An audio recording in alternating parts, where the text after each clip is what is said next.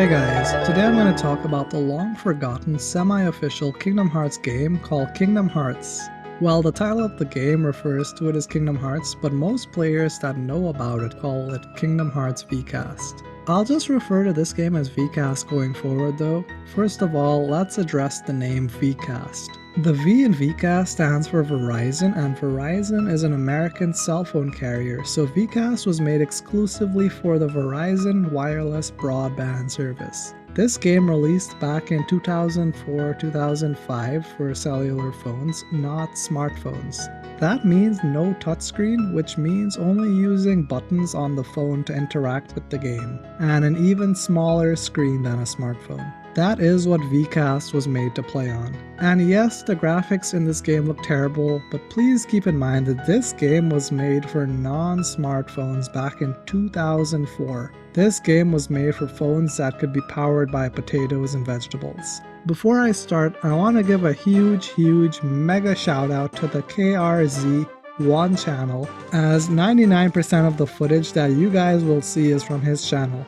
Go like his videos and tell him he's awesome, because he's the reason I could even make a video like this and learn about the game. And another shout out to the 13th Vessel channel, which provided the complete soundtrack for VCast. This is a VCast only video, so all the background music in this video that you guys hear will be from that game. A link to the KRZ and 13 Vessels channel should be in the description of this video for you guys. Please keep in mind that there is not a lot of information for this game online. I wasn't able to find many sources discussing the actual story or even gameplay. This analysis of VCast was mostly done on what I could see in videos and read on websites, as I have never actually played this game. My plan is to only show VCast footage in this video. Yes, it's not as pretty as the newer Kingdom Hearts games, but since we all know about newer Kingdom Hearts games and nothing about VCast, I decided to only show VCast footage. I hope you guys are okay with that.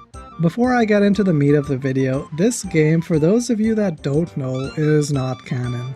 VCast had no input from Square Enix since it was made by Disney with the help of another developer called Superscape, which is why I say this game is half official. Superscape created the very popular and life-changing game, The Elder Scrolls IV Oblivion. Well, the mobile phone port of The Elder Scrolls IV Oblivion. And even more surprisingly, Superscape has a YouTube channel, and I was able to get some additional but incredibly critical footage to help fill in some gaps which will be needed later on. Anyways, everything I'm about to say about the story happens in the official Kingdom Hearts timeline. The entire plot of VCast might have been in Sora's dream, or Sora's dream of a dream. You'll find out what that means soon. Plot summary time, and the plot of VCast, I think, has a lot of potential. It starts off with Sora, Donald, and Goofy traveling in the gummy ship when they decide to go to sleep, which is a big theme in this game, trust me. They put the gummy ship on autopilot, though Jiminy says it's economy for some reason. While sleeping, a strange green lurking creature comes out of the darkness without anyone noticing and basically hijacks Sora's dream.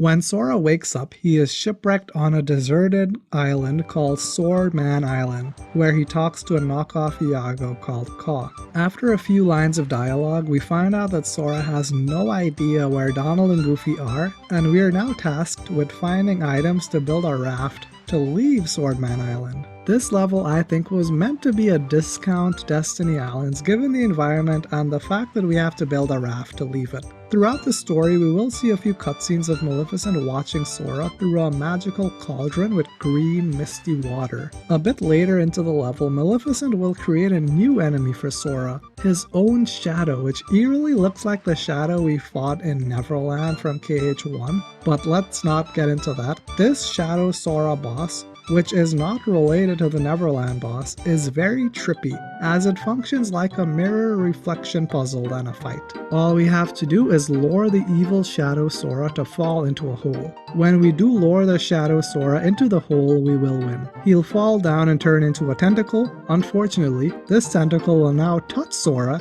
and infect Sora with something. What can it be? Literally in the next scene, Maleficent will say that the Heartless poisons Sora with venom and how Sora's days are numbered.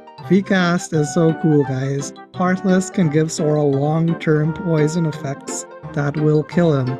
Like, what? Aren't there Esunas in this game? Sora getting poisoned will be a major plot point that drives the story forward though. Anyways, we then seal what I believe to be VCast's rendition of a keyhole for the island and get ready to leave. To do that, we go talk to Kaw again, tell him we got bitten, and set sail for the next area. The funny thing is that Sora uses the Blizzard magic spell to make the raft go forward. I don't understand how Blizzard is a substitute for Wind or Arrow, but it's all part of VCast's charm, I suppose. And while Sora is on the raft traveling, he will fall asleep, which is a very common theme in VCast. There will be a few more times that Sora is sleeping in VCast than the actual game of Dream Drop Distance, which is all about sleeping. Almost like this video puts people to sleep. Just joking. Quality content on this channel. The game will now say that our next level is Wonderland, and I do have some bad news for you guys. KRZ1 does not have the Wonderland level uploaded, so I do not have the gameplay or any detailed plot summary to share with you guys since there is no summary online for any of the worlds from here going forward. What I can say is that in Wonderland, you must help this caterpillar to gather potions which you acquire from traveling through hedges, and these potions are apparently guarded by card soldiers, which may have been our primary enemy type in this level. The caterpillar also functions like the Cheshire Cat from KH1 as it gives Sora cryptic messages. Thanks to the Superscape channel uploading the trailer for the game, we get a very interesting plot point. The caterpillar says that to cure the poison, Sora must drink a potion, but from the teeth of 3 magical creatures. There are only 4 levels in the game. We completed 1, which was Swordman Island, so including Wonderland, there are only 3 levels left. This is my speculation, but my guess is that one of the teeth Sora acquires will be in Wonderland from the final boss, which we don't know anything about. Lastly, looking at the screenshot of the caterpillar, we can see that it has a hookah, just like in the actual Book of Alice in Wonderland. I'm so impressed with VCast for having a hookah in it. Unfortunately, that's literally all the information I could find for Wonderland. Before we move on to the third world, let's briefly talk about the gameplay. Gameplay-wise, VCast is a trailblazer as it has some things that other Kingdom Hearts games do not have. First of all, we can actually fall to our deaths. There are areas in the game that cause an insta-death for Sora. There is literally no other Kingdom Hearts game that has a death plane like this where we can fall into something like lava and die. VCast has its own death team which no other Kingdom Hearts game has. When Sora left the lava area back in Swordman Island, we learned his first magic spell, Blizzard. It's nothing special, but just like other Kingdom Hearts games, VCast allows Sora to use magic, level up, and collect money in addition to just climbing random trees. Back to VCast being a trailblazing game, this is the first Kingdom Hearts game to have such a thing as an obstacle course. The controls for VCast are not your typical Kingdom Hearts controls either, as VCast has tank controls for Sora. If you play the older Resident Evil games, it's basically those controls. Sora can move forward or backward, that's it. In literally every clip you see, Sora will turn his body left or right and then walk forward. So essentially Sora moves like a tank. Hence tank controls. The movement in this game is so lacking compared to other games that just walking in a straight line is a challenge. Sora's jump and swimming animation resemble his animations from KH1, but they are unique to this game and we do learn that the number 5 is to jump. I say all this so you guys understand how hard it is to control Sora, and please keep in mind that this game was made to play on a cellular phone, so there are no analog sticks or even keyboard buttons to use for movement. We also learned that Sora has been taking his daily dose of steroids as he can pick up this overly large box. Overall though, the obstacle course is more to teach you the controls than to challenge you. As for the combat, it's wonky. One Heartless in this game is a much more dangerous foe than a Heartless of the same type in any other Kingdom Hearts game. Well, except 358's Magical Puzzle Clash, but those Heartless are cheaters. Sora's guard attack looks weird and even his combos look very off from the other games. But remember that this game was made for cell phones that could run on a half-eaten potato, so let's not judge VCast negatively for that. But because of the tank controls and the fact that this game runs on a potato-esque device, you will only see Sora fight a maximum of 1 enemy throughout the entire game whenever we have combat. Let's get back to the story though, and a majority of VCAS is essentially a fetch quest. In the first level, which is Swordman Island, we have to find gems for the parrot to complete the level. In the second level, which is Wonderland, we have to gather potions for the caterpillar to complete the level.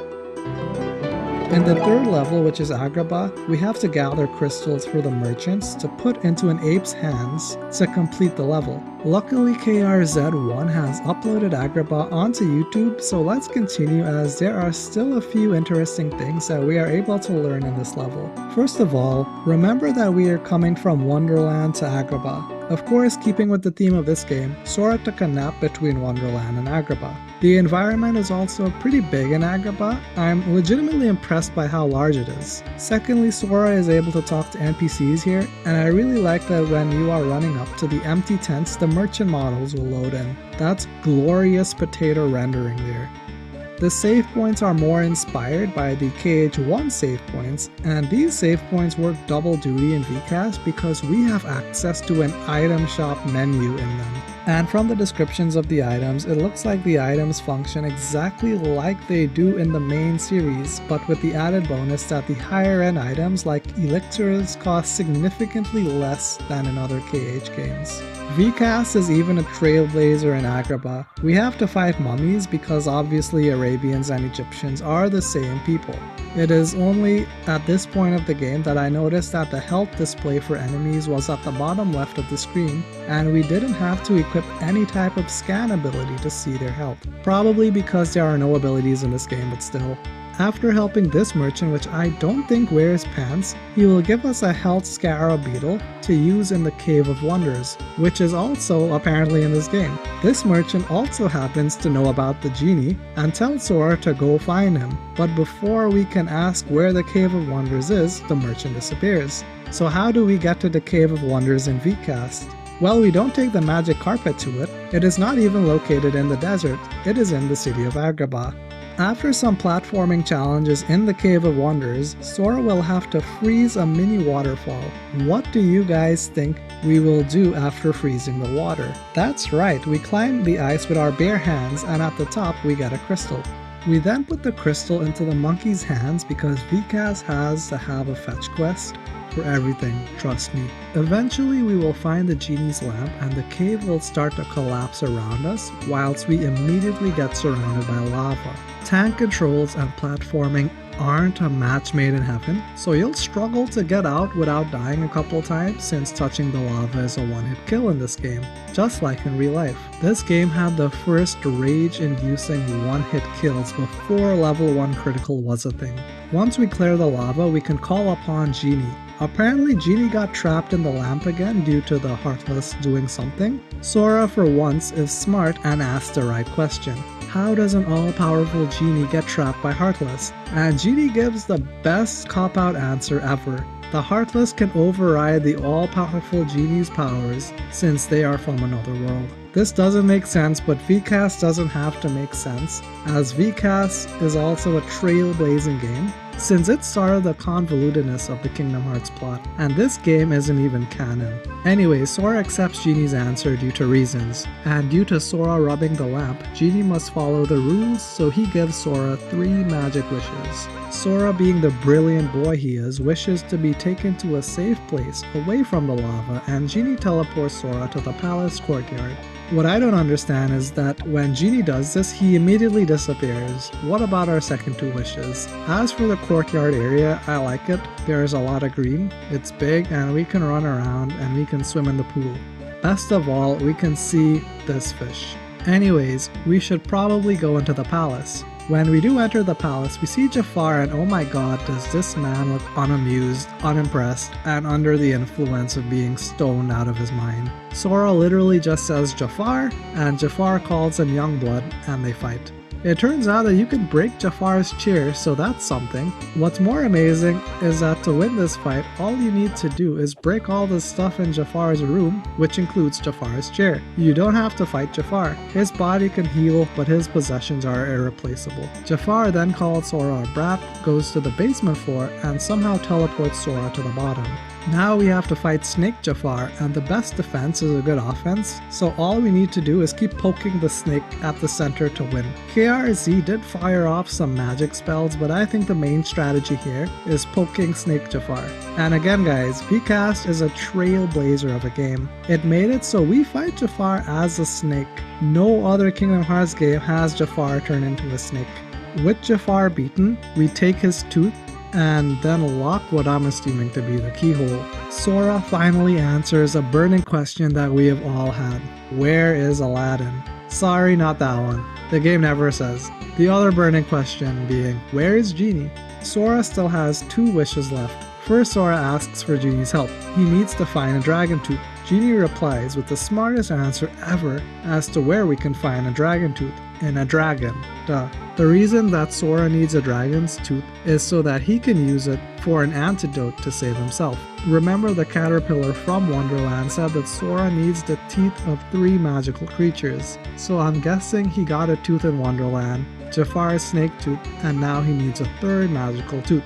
Sora says that Genie is being facetious with his prior answer, and Genie actually does tell Sora some useful information to help acquire the antidote. The information being that he'll need an all-powerful cauldron of a mighty sorceress to boil the 3 teeth together. So for Sora's second wish, he wishes to know where to go to find the cauldron of a sorceress. Sora doesn't use his wish to conjure up a cauldron or the antidote, but to basically get a damn map to the cauldron. Genie grants this wish by conjuring up a one-dimensional green door for Sora to walk through, and says that Sora may regret going through. Such great foresight in this game. As for Sora's last wish, he doesn't wish for endless wishes, which Genie guesses. I thought Sora would wish to increase the length of his Keyblade a couple inches, but I guess he has 100 acre wood. Anyways, Sora's 3rd and final wish is to defeat Heartless. Genie says, nah dog, get good, that's on you. Sora then says, you're right, see ya Genie, and leaves, having never used his 3rd wish. Sora just forgot about his wish or something, I don't know. And that is the end of Agrabah. We then have a very short cutscene of Maleficent being evil, and the game shows us that she has captured both Donald and Goofy.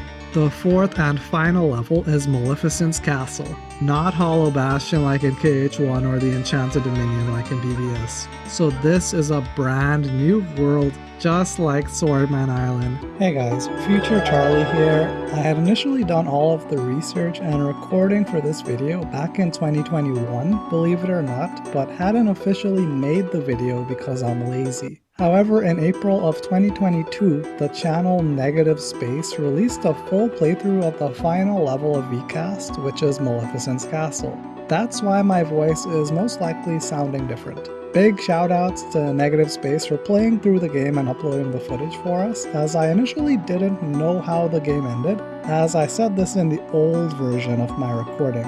So thank you again to Negative Space for filling in a lot of the details in this game. Something that I guess KRZ left out is that Jiminy has a little summary of the game at the start of each new level. We then get this wide shot of the castle showing us the true power of the potato-powered device. A bit later in the level, Sora will find Kaw from Swordman Island.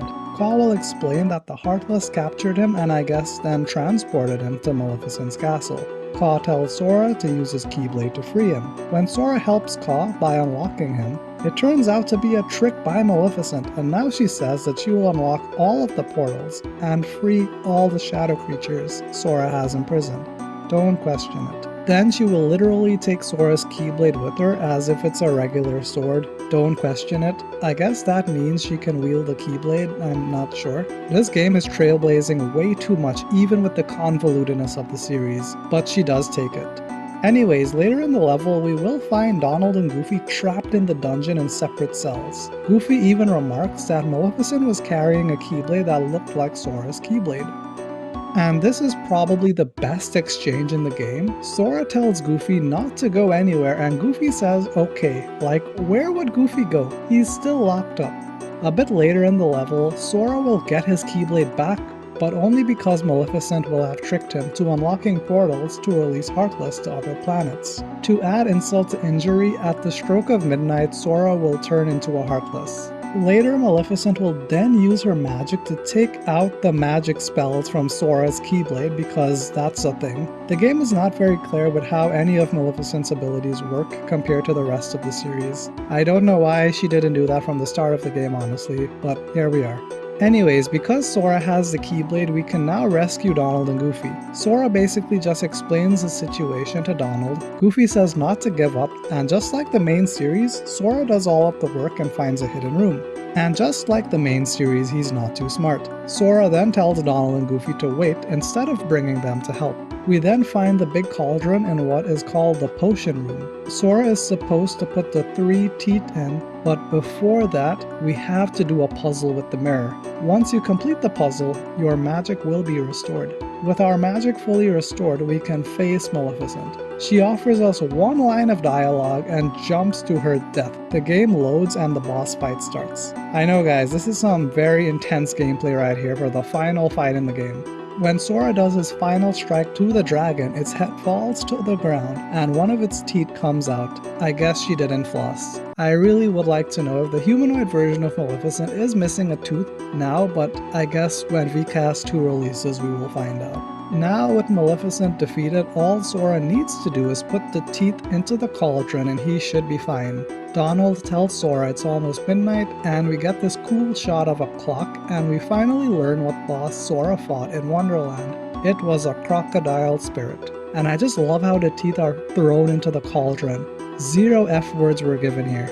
Goofy then shows some life skills and says he'll start a fire. Sora, being as impatient as ever, casts fire on Goofy's head and the cauldron. This will be important in a minute, I promise. And then the clock strikes 12 and it's midnight. I'm sure of that. Right guys, isn't it midnight? Sora is definitely out of time, but I guess the clock is an hour ahead or Eastern time or something because Sora will be cured despite it no longer being before midnight. And jumping into the cauldron, Sora will wake up from his dream and tell Donald and Goofy he had the strangest dream. Remember Goofy's head being on fire? Well, here it is, still on fire. Does this mean that the dream was real? Well, I think so. Jiminy just appears from the background and tells us that the darkness was driven out of Sora's heart before the clock struck midnight. Whilst I disagree with that statement, Jiminy sort of confirms that what has happened in VCast may not necessarily be a weird dream. Jiminy having knowledge of the events of VCast and Goofy's head on fire I think are strong reasons to suggest that the events of VCast actually happened. This game's story isn't canon, but honestly I would like it to be, as it's entertaining even though it breaks a good amount of the Kingdom Hearts lore. Jiminy then uses his magic to close the journal because he has spells now and the game is now complete. That concludes my plot summary / analysis / retrospective of VCast. Again, a huge mega shout out to KRZ1 for getting the files for this game, playing it and recording it, and then posting it on YouTube. And for the person that actually posted the files on KH Insider, thank you. And another big shout out to the user Wedge from 4chan that actually posted the files and the 13 Vessel for having the tracks on YouTube. There are also a few details about VCast I want to talk about before I end this video. It is one of the only Kingdom Hearts games to not have a series staple character appear, which are the Moogles. The Moogles have appeared in every single Kingdom Hearts game including Union Cross, 358 Days, and Coden. But the Moogles not being in this game is expected since this game was made without Square Enix and Square Enix owns the rights for the Moogles.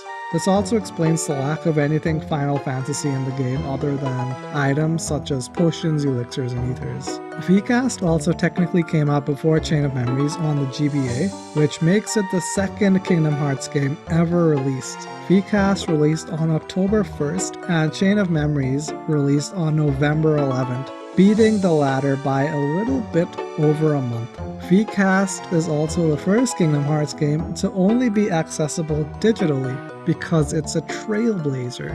If you want to see other forgotten Kingdom Hearts games, please check out my 358 Days Magical Puzzle Clash or Recoded's Gummy Ship Studio. Unlike VCast, those games are closer to being canon, and they were actually developed by both Square Enix and Disney. In the comments below, please tell me, did you even know about VCast? Did you know this much about VCast? Has my video made you more interested in this lost, semi-official Kingdom Hearts game? Have I put you to sleep more times in this video than Sora falling asleep in VCast? Can we all just agree that VCast is the best Kingdom Hearts game in terms of gameplay, graphics, sound, accessibility, and Final Fantasy characters?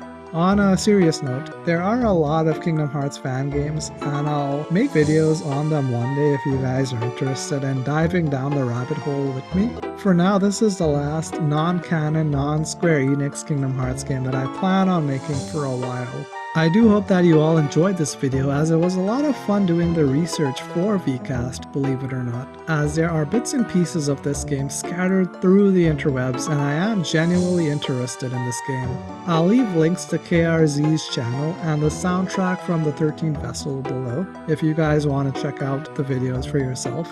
Please like and subscribe, and I'll see you all in the next video. Thank you for watching.